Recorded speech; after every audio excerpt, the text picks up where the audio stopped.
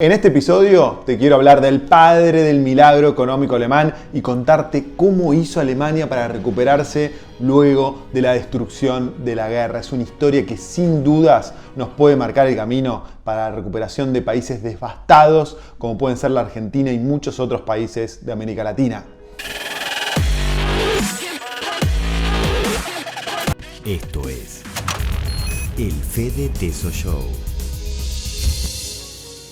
En este episodio vamos a hablar de cómo hizo Alemania para ser hoy un país desarrollado cuando en 1945 era un país totalmente destruido por la Segunda Guerra Mundial y hoy es uno de los países más prósperos del planeta.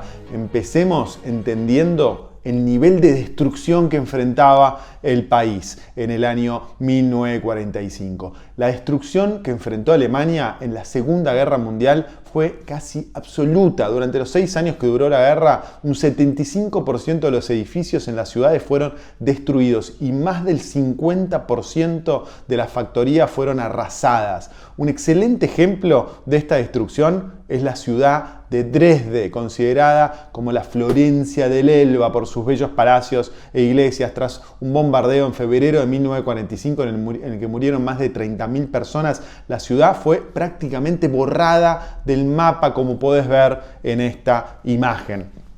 Dresde fue tan solo una de las decenas de ciudades alemanas que fueron completamente arrasadas durante la guerra. Pero Alemania no solo estaba arrasada en lo económico, las pérdidas humanitarias fueron devastadoras. Más de 7 millones de alemanes perdieron la vida durante esta guerra. En el plano político, el país se dividió en dos mitades. La mitad oriental, bajo el control de la Unión Soviética, donde se estableció una dictadura comunista, y la mitad occidental, bajo la influencia de Estados Unidos, donde se estableció una democracia liberal y un sistema económico capitalista. En el mapa vas a poder ver en color azul la RFA, la República Federal de Alemania, y separada por una línea roja que representa el telón de acero que dividió Europa en estos dos sistemas. En color rojo está la RDA, que es la República Democrática Alemana de orientación comunista.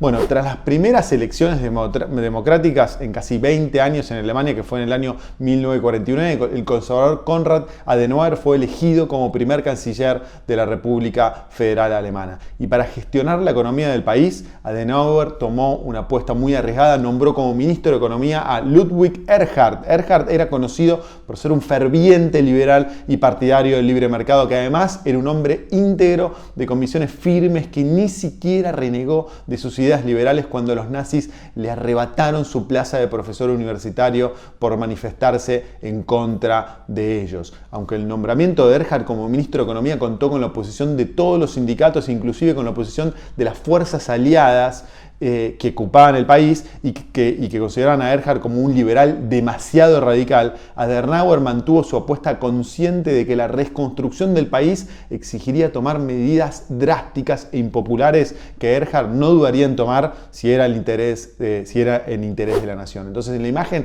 podés ver al canciller Adenauer a la izquierda, y a la derecha vas a poder ver al ministro de Economía Ludwig Erhard. Una de las primeras decisiones que tomó Erhard fue eliminar el sistema de racionamiento para que los alemanes tuvieran un incentivo para ponerse a trabajar cuanto antes. En una conversación con el jefe de las Fuerzas Armadas estadounidenses en Alemania, quien se mostraba contrario a la medida por miedo a la inestabilidad social que esto podría generar, Erhard defendió y dijo lo siguiente: de ahora en adelante el único boleto de racionamiento que la gente necesitará será el marco alemán, y la gente trabajará muy duro para conseguir estos marcos. Espere y verá.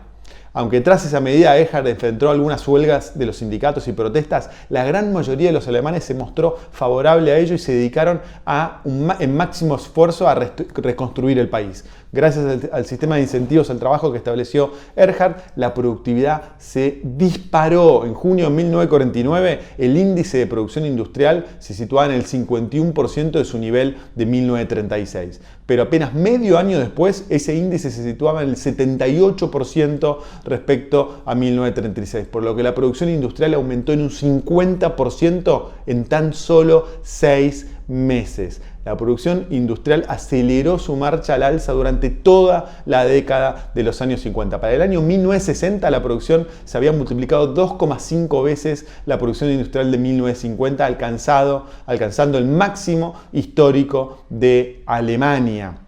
Aunque Alemania desarrolló un importante mercado interno, la producción industrial pronto sobrepasó la capacidad de consumo de los alemanes. Eso fue posible gracias a la elevada productividad de los trabajadores alemanes al resurgir de las grandes empresas que durante la guerra habían quedado destruidas. Uno de los sectores más dinámicos fue el de automóviles, ¿no? Alemania se convirtió en uno de los líderes mundiales en la fabricación de automóviles con marcas muy reconocidas como BMW, Mercedes-Benz o Volkswagen, entre muchas otras. En esa época, por ejemplo, se lanzó al mercado el famoso Volkswagen Beetle o escarabajo, que vendió millones de unidades en todo el mundo en la década del 60 gracias a su bajo costo y altas prestaciones que tenía en la época.